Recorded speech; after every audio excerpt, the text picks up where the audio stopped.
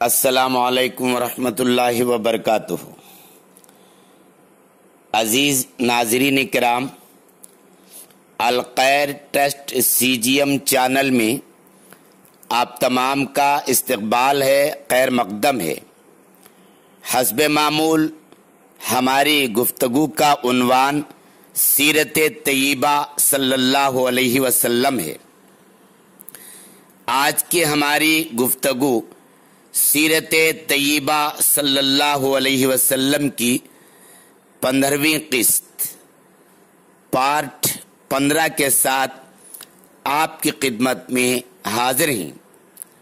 حضرات، کل کی گفتگو میں آپ لوگ دائی حلیمہ رضی اللہ تعالی عنہا حضور صلی اللہ علیہ وسلم کو لے کر اپنے وطن چلنے کے واقعات اور راستے میں پیش آنے والے واقعات کو سن چکے ہیں، اور آج کی گفتگو میں ہم دائی حلیمہ رضی اللہ تعالی عنہا کے گھر پہنچنے اور اس کے بعد کے واقعات پیش کر رہے ہیں۔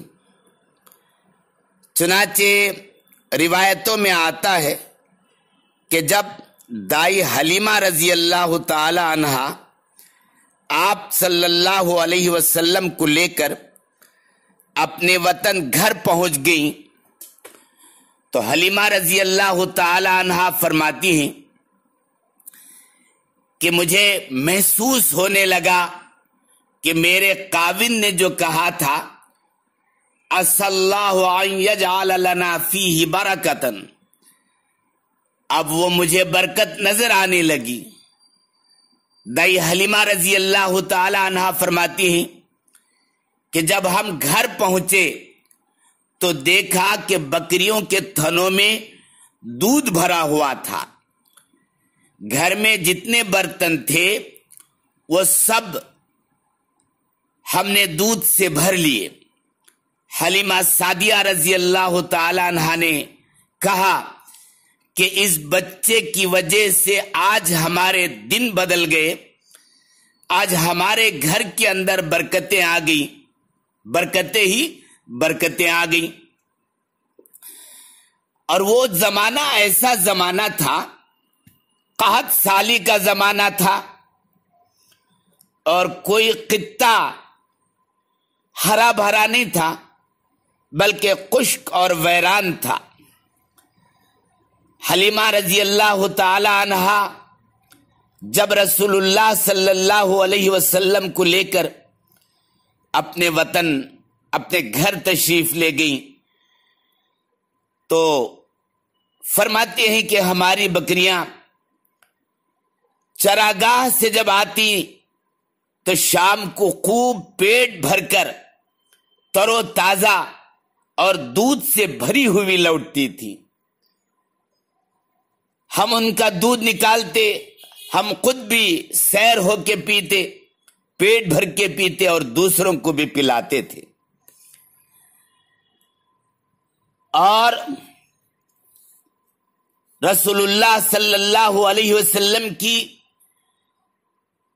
دائی حلیمہ رضی اللہ تعالی عنہا کے غربت کدے میں تشریف لانے کی وجہ سے برکتیں ظاہر ہوئی۔ یہاں ایک سوال پیدا ہو سکتا ہے، ایک طالب علم کے ذہن میں ایک نقطہ پیدا ہوتا ہے کہ اللہ رب العزت نے اپنے بعض نبیوں کو، انبیاء علیہ السلام کو شاہی محلات میں پالا پرورش کیا۔ ذرا غور کیجئے، حضرت موسیٰ علیہ السلام فرعون کے محل میں پلے۔ جب فرعون کی بیوی نے ان کو دیکھا تو کہنے لگی لا تقتلوه عسى ان ينفعنا او نتخذه ولدا۔ حضرت موسیٰ علیہ السلام شاہی محل میں پل رہے ہیں۔ اسی طرح یوسف علیہ السلام کو دیکھیے، عزیز مصر نے انہیں خریدا اور اپنی بیوی سے کہا عسیٰ ان ينفعنا او نتخذه ولدا۔ چنانچہ یوسف علیہ السلام بھی شاہی محل میں پلے، تو ایسے اللہ تعالیٰ نے بعض نبیوں کو شاہی محلات میں پالا، لیکن نبی کریم صلی اللہ علیہ وسلم کو غربت قدے میں پالا، حلیمہ کے گھر میں پالا۔ ایسی غریب حلیمہ تھی کہ ان کے جانور بھی بڑے کمزور تھے اور ان کے یہاں آمدنی کے کوئی ذرائع نہیں تھے۔ ایسے غربت قدے میں اللہ تعالی نے اپنے نبی محمد الرسول اللہ صلی اللہ علیہ وسلم کو پالا، پرورش کیا۔ اس کی وجہ کیا تھی؟ علماء نے لکھا ہے اس میں حکمت یہ تھی کہ اگر محل کی آسائشیں ہوتی، آرام و راحتیں ہوتی، تو نبی پاک صلی اللہ علیہ وسلم کی وجہ سے جو برکتیں آتی لوگوں کو سمجھنے میں مشکل ہو جاتی۔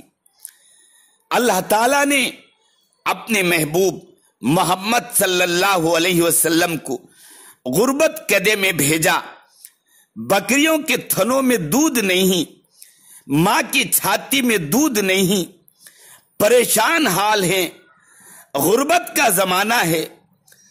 اب اگر رسول اللہ صلی اللہ علیہ وسلم کی تشریف آوری سے حالات بدلیں تو دنیا نے تسلیم کر لیا کہ دیکھو جو کچھ بھی نہیں رکھتے تھے آج اللہ نے ان کو بہت کچھ عطا کر دیا، بہت کچھ دے دیا۔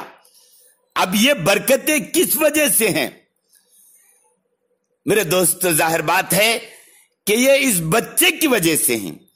حتیٰ کہ حلیمہ رضی اللہ تعالی عنہا کے خاوند نے حضرت حلیمہ سے کہا کہ حلیمہ لقد اخذتی مبارکہ، لقد اخذتی مبارکہ، یقیناً حلیمہ تو کوئی مبارک ہی بچہ لے کر آئی۔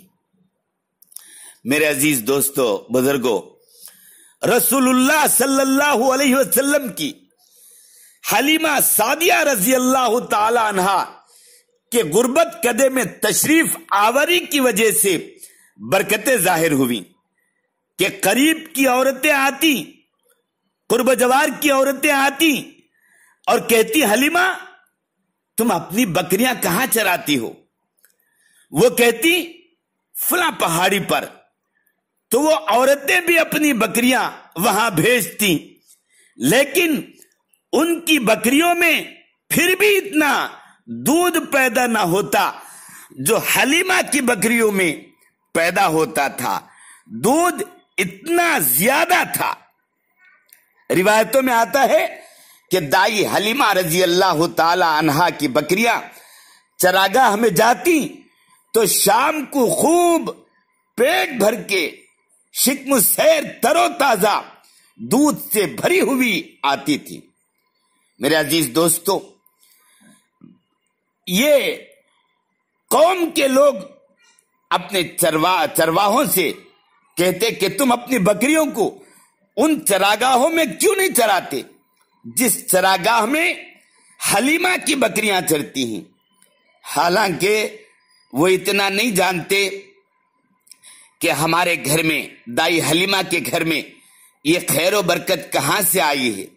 یہ برکت و نشاط غیبی چراگاہ اور کسی اور چارے سے تھی۔ اس کے بعد حلیمہ رضی اللہ تعالی عنہا فرماتی ہیں کہ ہماری قوم کے چرواہوں نے ہمارے چرواہوں کے ساتھ بکریاں چرانی شروع کر دی، یہاں تک کہ اللہ تعالیٰ نے ان کے اموال اور ان کی بکریوں میں بھی خیر و برکت پیدا کر دی، اور حضور صلی اللہ علیہ وسلم کی وجہ سے تمام قبیلے میں خیر و برکت پھیل گئی۔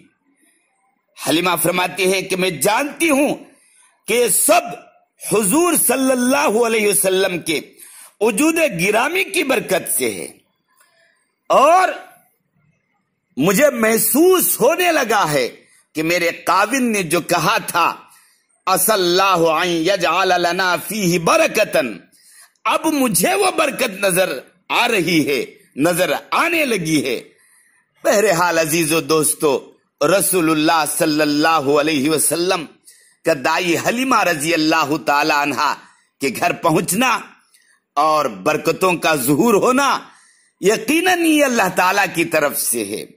یہاں تک تو آج آپ سن چکے ہیں، اس کے بعد کے واقعات کل منتظر رہیے، جڑے رہیے، سنتے رہیے، اور پھر دیکھنا کہ اس کے بعد کے واقعات آپ کے سامنے آئیں گے، جسے سن کر آپ کا ایمان تازہ ہوگا۔